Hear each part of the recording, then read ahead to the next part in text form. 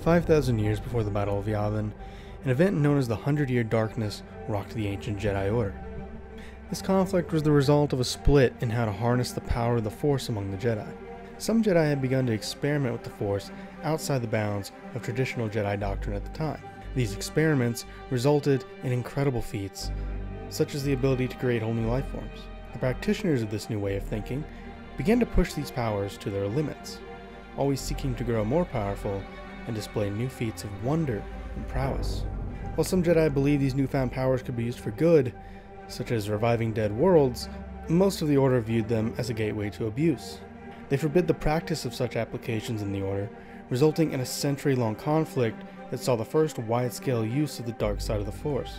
Despite their dark powers allowing them to raise armies of Force zombies and create other abominations to fight their battles, the Dark Jedi were beaten back and exiled to the lonely world of Korriban.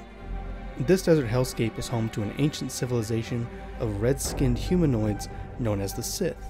The Dark Jedi amazed the primitive Sith with their mastery of the Force and established themselves as gods. Centuries of interbreeding and cultural mixing led to the Sith no longer being an identifier of a species, but as a way of life. The established Sith believed in power above all else. Conflict was seen as the ultimate test of one's will and devotion to the Sith cause. By encouraging conflict between members of the Order, the Sith could be assured only the strongest would remain in their ranks. Through their centuries of exile, the Sith sect of the Force religion grew to hone the cornerstone of their teachings: passion. Through their emotions, the Sith gained power: hate, anger, fear. All these and more Sith acolytes were taught to harness to pursue the Sith dream of absolute power. Their emotions fueled their competition with one another, and the Sith were always scheming and fighting to prove their dominance over their colleagues. As the Sith dominated Korriban, some of their more ambitious members were not content to merely rule their own people. They desired more. They desired revenge. Believing themselves to be more powerful than their ancient enemies, some of these Sith began raiding Republic space to attack their former brothers in the Force, the Jedi. However, they were swiftly routed, and the Jedi were made aware of the survival of the Dark Jedi they had exiled so very long ago. This led to generations of conflict between the cycling variations of the Sith empires and the Jedi with the Republic. As these battles waged on, with various Dark Lords meeting various degrees of success, the Sith were constantly beaten back at the end of the day. Constant infighting didn't lend the Sith any favors, and their failure to achieve the same level of unity as the Jedi always led to their downfall. One Sith Lord, Darth Bane, recognized this never-ending pattern of reemergence and defeat at the Sith's own hands. Bane came to the conclusion that the generations of Sith leading from the front and competing with their cohorts had never won them any lasting victory and had brought the Order no closer to its ultimate goals. Always one step forward and two steps back.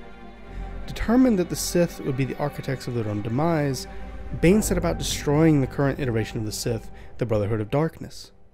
After his success, Bane and his apprentice Zana began to adhere to what would become the modern Sith doctrine: the Rule of Two.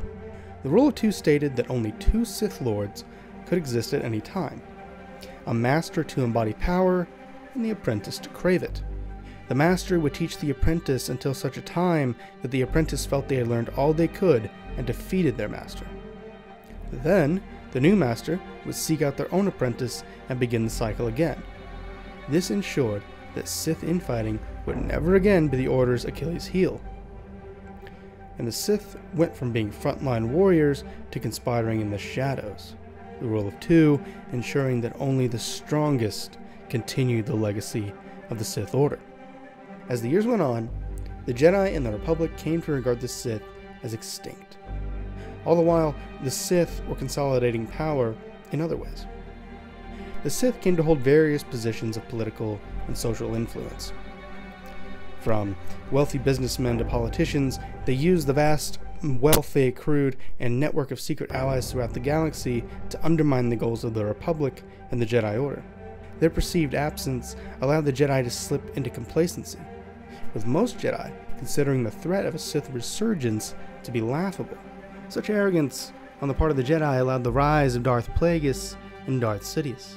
Plagueis used his alter ego, Ego Damask, and his vast wealth as head of Damask Holdings to fund and influence the campaign to elect Palpatine as a senator, and eventually set the stage for Palpatine's rise to become Supreme Chancellor of the Republic. Through their combined efforts, the Dark Lords planted the seeds of war, starting with the Trade Federation blockade of Naboo.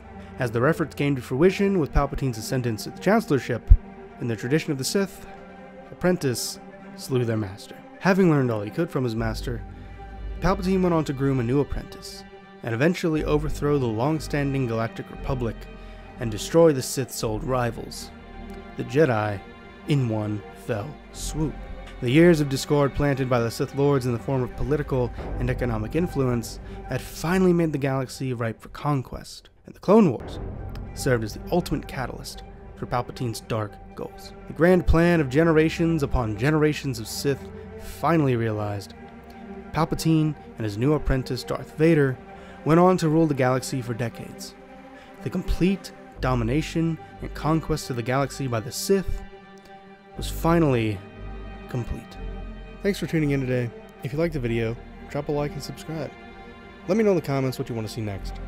I'm going to float on out of here, so I'll see you in the next one.